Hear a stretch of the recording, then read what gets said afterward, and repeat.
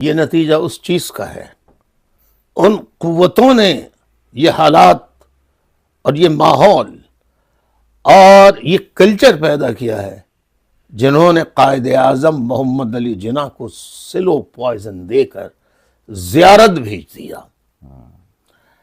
یہ وہ قوت ہے جس نے لیاقت علی خان کو شہید کیا، جس نے محترمہ فاطمہ جناح کو شہید کیا، اور اس کے بعد تو پھر آپ بھٹو شہید، پھر بے نظیر شہید، پھر مرتضیٰ شہید، شاہ نواز شہید، پھر ایک طویل فہرست ہے، اور ایم کیو ایم کے 25,000 کارکنان شہید، اور 1992 کو جو لاپتہ کیے گئے تھے ساتھی سلمان بھائی، وہ آج کے دن تک بھی واپس نہیں آئے ہیں۔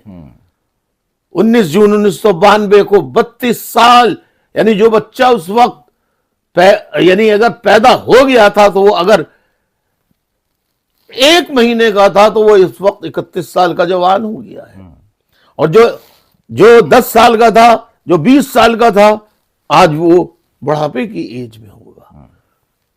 تو بھائی بڑی دردناک اسٹوری ہے، اسٹوری نہیں، اسٹوریاں ہیں بہت دردناک، انسان کو رلا دینے والی اور حقیقت پر مبنی۔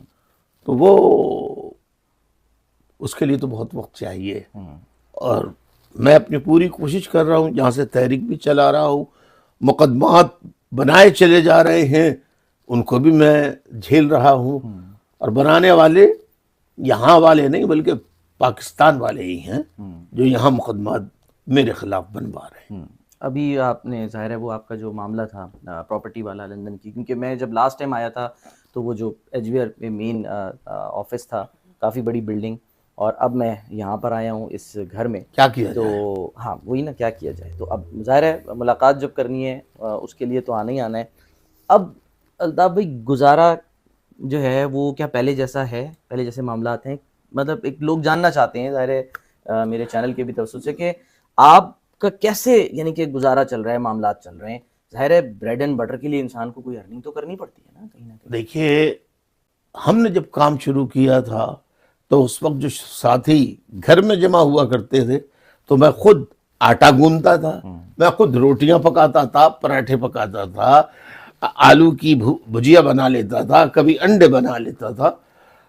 ہم نے وہ وقت بھی دیکھا ہے، ہم نے وہ وقت بھی دیکھا ہے جب لاکھوں کا مجمع، وہ وقت بھی دیکھا ہے۔ ہم نے یہاں پہ بڑے بڑے ایچ وی آر کا جو ہمارا جس کا آپ نے حوالہ دیا، ایلزابتھ ہاؤس 54 58 ایلزابتھ ہاؤس فرسٹ فلور، آج یہ چھوٹے سے میں ہے۔ تو میں نے سب کو کہا ہے اچھا اور برا وقت تمہارے اوپر پڑے، اگر تم نظریاتی طور پر پختہ ہو تو برے وقت میں بھی تم کام کرنا سیکھو، جانو، اور اچھے وقت میں بھی۔ اچھے وقت میں جا کر برے وقت کو بھول جانے والے غدار بنتے ہیں، پھر وہ وفادار نہیں رہتے، اور جو برے وقت کو یاد رکھتے ہیں وہ کل بھی میرے ساتھ تھے، وہ آج بھی میرے ساتھ ہیں۔ تو الطاف بھائی اچھا وقت آئے گا کبھی، اور خاص کر جب ہم الیکشن کی بات کرتے ہیں کہ جی جو عمران خان صاحب کا بھی مطالبہ ہے کہ آپ فوری الیکشن کرائیں، فری اینڈ فیئر الیکشن اس ملک میں کبھی ہوں گے؟ کیونکہ میں اپنی بات کر لیتا ہوں، مثال دے دیتا ہوں آپ کو۔ 80s کے اینڈ میں جب الیکشن ہوئے تو اس میں میری جو بڑی بہن ہے باجی میری، وہ بڑے فخر سے آئیں گھر آ کے بتاتی ہیں کہ جی میں نے 11 ووٹ ڈالے۔ وہ کہتی ہے میں 11 ووٹ ڈال کر، اس وقت ہم چھوٹے تھے، ہمیں نہیں پتا، ہم نے کہا اچھا وہ زبردست، اچھا جی۔ پھر میرے کزن نے جا کر جب وہ مشرف صاحب کا ریفرینڈم ہوا وہاں پر گئے اور جا کر انہوں نے کہا کہ جی یہ میرا نام ہے، ذرا میں ووٹ کاسٹ کر دوں۔ تو جو وہاں پہ لڑکے تھے ظاہر ساتھی تھے سارے، وہ کہتے ہیں کہ جی منظر بھائی وہ بات یہ ہے کہ ووٹ آپ کا ڈل چکا ہے۔ تو منظر بھائی نے کہا کہ بھائی مجھے پتا ہے میں نے کس کو ووٹ ڈالنا ہے، لیکن یہ مجھے ڈالنے تو دیتے، ٹھیک ہے؟ میں لاہور میں رہتا ہوں 2012 سے، اور میں سب کو کہتا ہوں کہ میرے پاس جو سہولت ہے وہ کسی کے پاس نہیں ہے، اور وہ یہ کہ مجھے جائے بغیر کراچی میں میرا ووٹ کاسٹ ہو جاتا ہے۔ تو یہ ظاہر ہے یہ وہ سسٹم کا فالٹ ہے۔ جی جی جی، یہ کب ٹھیک ہوگا اور لوگ کہیں کہ فری اینڈ فیئر الیکشن ہو؟ میں تو ہر چیز کا جواب ایک ہی دیتا ہوں. میں نے ابھی BBC کو بھی انٹرویو دیا ہے. ہر برائی کی، ہر بیماری کی جڑ بدقسمتی سے پاکستان کی فوج ISI ہے. جب تک ان کو لگامیں صحیح نہیں پڑیں گی، یہ جو ان کے متعین کردہ حدود ہیں اس تک پابند نہیں کیے جائیں گے، ملک میں یہ فیئر اینڈ فری الیکشن نام ہوگا، مگر وہی 11 ووٹ اور نہ میرا ووٹ ڈل گیا، یہ باتیں ہوتی رہیں گی.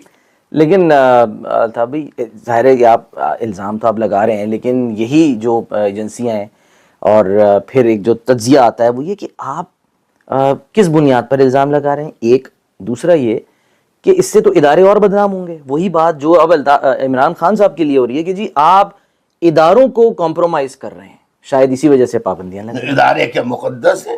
ادارے اگر کسی کو ماریں گے، میرے بڑے بھائی ناصر حسین وہ تو MKM کے کارکن نہیں تھے، میرا بھتیجا engineering university NAD engineering university سے وہ کوالیفائڈ انجینئر، ان دونوں کو اغوا کیا.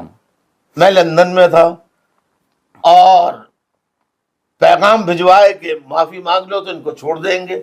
میں نے معافی نہیں مانگی، ان کو ٹارچر کر کے گڈاپ پہ لے جا کے انہیں گولیاں مار کے میرے بوڑھے بھائی کو، میرے جوان بھتیجے کو قتل کر دیا. اب آپ کہیں گے کہ آپ الزام نہ دیں، تو یہ فوجی آپریشن تو پولیس نے شروع نہیں کیا تھا، فوج نے شروع کیا تھا. کسی حکومت نے شروع نہیں کیا تھا، فوج نے شروع کیا تھا. تو آپ یہ کہتے ہیں کہ صاحب اداروں کا وقار، تو اداروں کا وقار اسی وقت ہوگا جب ادارے اپنے آئین کے طے کردہ حدود میں رہتے ہوئے کام کریں گے، لوگ اداروں کو سلوٹ کریں گے. مجھے ایک بات پہ بڑی حیرت ہو رہی ہے. میں نے سلوٹ کیا ہے. میں فوج کا مخالف نہ تھا نہ ہوں. 9 مئی کی مذمت بھی کیا آپ نے. میں نے ہر واقعے کی میں مذمت کرتا ہوں. دیکھیے میں فوج کا مخالف نہیں، فوج کے کرپٹ افسران اور جرنیلوں کا جو کرپٹ ہے، جو نہیں ہے وہ اللہ جانتا ہے بہتر، اللہ ان کو اس کا اجر دے گا. اور جو کرپٹ ہیں اور جنہوں نے پاکستان کا 75 سال، پاکستان کا بیڑا 75 سالوں میں جو بیڑا غرق کیا ہے، وہ یہی کیا ہے کہ آدھا ملک گوا دیا اور باقی آدھا ملک کوئی سبق حاصل نہیں کیا اس سے، اور باقی آدھا ملک جو ہے وہ تباہی کے کنارے پہ ہے اور آج تک باز نہیں آ رہے ہیں. کبھی کسی کو، یعنی اگر آپ تنقید کر رہے ہیں فوج کے غلط کام پر، تو کیا فوج غلط کام کرے آپ تنقید نہیں کر سکتے؟ کیوں بھائی؟ یعنی آپ ہر چیز پہ تنقید کر سکتے. جیسے خان صاحب کہتے ہیں کہ میں ایسے تنقید کرتا ہوں جیسے میں اپنے بچوں پہ تنقید کر رہا ہوں. بھائی ادارہ ہمارا ہے، گھر کے ایک ملک کے لوگ اپنے لوگ ہوتے ہیں. کوئی بھی ادارہ غلط کرے تو یہ شہری وہاں کے اس کے اگینسٹ جاتے ہیں، چاہے وہ پریزیڈنٹ ہو، پرائم منسٹر ہو. اگر ان کے خلاف مظاہرے ہو سکتے ہیں تو فوج غلط کرے تو فوج کو کے خلاف مظاہرے کیوں نہیں ہو سکتے؟ پھر یہ کہا جاتا ہے کہ جی آپ جو دشمن ہیں پاکستان کے، ان کو آپ موقع فراہم کر رہے ہیں. ہم دشمن کو تھوڑی، فوج کے جو لوگ غلط کام کر رہے ہیں وہ دشمن کا کام کر رہے ہیں کہ اپنے ہی ملک کے لوگوں کو اپنے خلاف نعرے لگوا کے دشمن کو خوش کر رہے ہیں. وہ تو سلمان بھائی بات کو ذرا گھما کے دیکھیے تو آپ کو. مجھے حیرت اس بات کی ہو رہی ہے کہ عمران خان صاحب نے آپ کے خلاف کیا کچھ نہیں کیا. یعنی یہاں پر وہ عدالتوں میں بھی گئے، کیس ہوا، میرے خیال ہے فیصل واوڈا صاحب جو ہیں وہ انہوں نے پرسو کیا سارا معاملہ، اور آج آپ عمران خان صاحب کو ہی جو ہے وہ ان کے ساتھ کھڑے ہوئے ان کے، یعنی کہ آپ ان میں سلمان بھائی عمران خان صاحب کے ساتھ نہیں کھڑا ہوا، بلکہ عمران خان کی پارٹی پر ظلم ہو رہا ہے، غیر آئینی غیر قانونی طریقے اختیار کیے جا رہے ہیں. میں ہر ظلم کے کسی کے بھی خلاف ہوں.